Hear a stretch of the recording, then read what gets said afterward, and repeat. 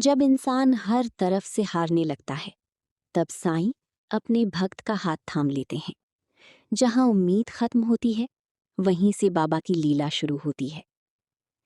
ये कहानी जनवरी 2008 की है। एक ऐसे व्यक्ति की कहानी जो एक अनजान शहर में अकेला था। जेब में बहुत कम पैसे थे, सामने मुश्किलें थीं, लेकिन दिल में साईं बाबा पर अटूट विश्वास था। उसे बिल्कुल अंदाजा नहीं था कि ये यात्रा उसकी जिंदगी की सबसे बड़ी आध्यात्मिक अनुभूति बनने वाली है। एक व्यक्ति ऑफिस के काम से पुणे जाने की तैयारी कर रहा था। उसकी मीटिंग अगले दिन थी, इसलिए उसने सोचा कि इस अवसर पर शिरडी जाकर साईं बाबा के दर्शन भी कर लिए जाएं। वो वर्षों से बाबा का भक्त था। जीवन में जब भी कठिन समय आता, वो साईं बाबा को याद करता और किसी न किसी रूप में सहायता मिल जाती। वो जल्दी जल्दी एयरपोर्ट के लिए निकला, लेकिन यात्रा शुरू होने से पहले ही एक छोटी सी भूल हो चुकी थी, जिसका एहसास उसी बाद में होने वाला था। करीब दोपहर 12 बजे वो पुणे एयरपोर्ट पहुंचा। एयरपोर्ट से बाहर निकलते ही उसने अपने पैसे और कार्ड चेक करने के लिए बैग खोला। अचानक उसका चेहरा उतर गया। डेबिट कार्ड घर पर ही रह गया था। उस समय मोबाइल बैंकिंग और ऑनलाइन पेमेंट इतनी आसान नहीं थी। एटीएम ही सबसे बड़ा सहारा हुआ करता था। उसने जेब में रखे पैसे गिने। सिर्फ 500 रुपए नकद, एक क्रेडिट कार्ड और चेन्नई वापसी की फ्लाइट टिकट। कुछ क्षणों के लिए वो सोच में पड़ गया, क्या अब शिरडी जाना ठीक होगा? लेकिन अगले ही पल उसके भीतर से एक विश्वास भरी आवाज आई, जब बाबा बुलाते हैं तो रास्ता भी वही बनाते हैं। और उसने शिरडी जाने का निर्णय ले लिया। पुणे बस स्टैंड यात्रियों से भरा हुआ था।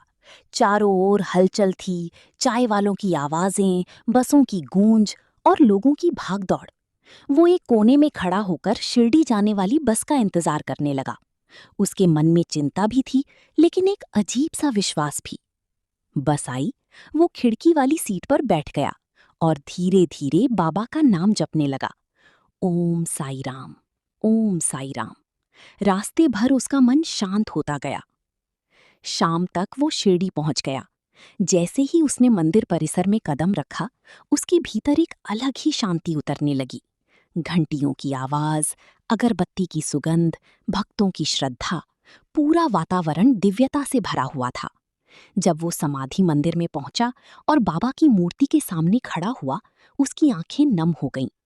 उसे ऐसा महसूस हुआ जैसे बाबा उसे आश्वासन दे रहे हों, डर मत, मैं तेरे साथ हूं। उसने हाथ जोड़कर प्रार्थना की, बाबा, हर परिस्थिति में साथ बनाए रखना। उस क्षण उसके मन की सारी बेचैनी जैसे समाप्त हो गई। दर्शन के बाद वो वापस पूना लौटने के लिए रवाना हुआ। रात लगभग 12 बजे वो पूना पहुंचा। अब उसके सामने सबसे बड़ी समस्या थी रात बिताने के लिए होटल। उसकी जेब में केवल 200 रुपए बचे थे। उसे ऐसा होटल चाहिए था जहां क्रेडिट कार्ड स्वीकार किया जाए। वो एक होटल से दूसरे होटल तक भटकता रहा। धीरे धीरे थकान और चिंता बढ़ने लगी। अगर होटल नहीं मिला तो? उसी समय अचानक एक ऑटो वाला उसके पास आया। उसने पूछा, साहब, होटल चाहिए क्या? उस व्यक्ति ने हाँ में सिर हिलाया। ऑटो वाला बोला, मैं आपको एक अच्छे होटल में ले चलता हूं जहां कार्ड भी चलेगा। उसे ये सुनकर राहत मिली। ऑटो लगभग 20 मिनट तक सुनसान सड़कों से गुजरता रहा। रात काफी गहरी हो चुकी थी। वो व्यक्ति मन ही मन बाबा को याद कर रहा था। आखिरकार ऑटो एक छोटे लेकिन साफ सुथरे होटल के सामने रुका। होटल वालों ने क्रेडिट कार्ड स्वीकार कर लिया। उसने राहत की सांस ली। कमरे में पहुंचने के बाद वो काफी देर तक सोचता रहा, अगर ये ऑटो वाला नहीं मिलता तो क्या होता? उसे महसूस हुआ जैसे बाबा ने ही किसी रूप में उसकी सहायता की हो। अगली सुबह वो तैयार होकर नीचे आया और होटल वाले से ऑफिस जाने का किराया पूछा। होटल वाला बोला, वहां तक पहुंचने के लिए ऑटो वाले लगभग 200 रुपए लेते हैं। ये सुनते ही उसके चेहरे का रंग उड़ गया, क्योंकि उसके पास केवल 100 रुपए बचे थे। वो कुछ देर चुप रहा, फिर धीरे धीरे वापस अपने कमरे में चला गया। कमरे में गहरा सन्नाटा था। उसने अपनी जेब दोबारा देखी, लेकिन सच वही था, सिर्फ 100 रुपए। अब उसके पास कोई रास्ता नहीं था। वो बिस्तर पर बैठ गया, आंखें बंद की और मन ही मन साईं बाबा से प्रार्थना करने लगा। बाबा, अब आप ही सहारा हैं। उसकी आंखें नम हो गईं। कुछ देर बाद उसने अपने बैग से साईं सच्चरित्र निकाली। उसने सोचा, शायद बाबा कोई संकेत दें। उसने आंखें बंद करके पुस्तक खोली। जैसे ही पुस्तक खुली, उसकी नजर अचानक एक चीज पर पड़ी, एक 100 रुपए का नोट। कुछ क्षणों तक वो समझ ही नहीं पाया कि ये सच है या सपना। उसने कांपते हाथों से नोट उठाया। वो सचमुच 100 रुपए थे।